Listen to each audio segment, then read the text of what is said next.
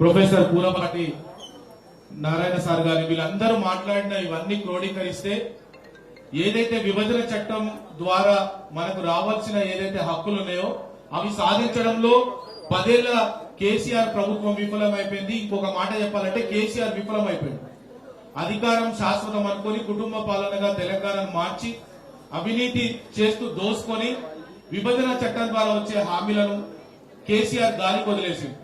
అదేవిధంగా మరో పక్క తెలంగాణకు న్యాయం చేయాల్సిన ఈ కేంద్ర ప్రభుత్వం సవత్తల్లి ప్రేమ చూపిస్తూ పార్లమెంట్ లో అనేక సందర్భాల్లో స్వయంగా సాక్షాత్తు ప్రధానమంత్రి నరేంద్ర మోడీ గారు, హోంమంత్రి అమిత్ షా గారు తెలంగాణ రాష్ట్ర ప్రక్రియనే ఉద్యమాన్ని అవమానించినట్టు మాట్లాడారు.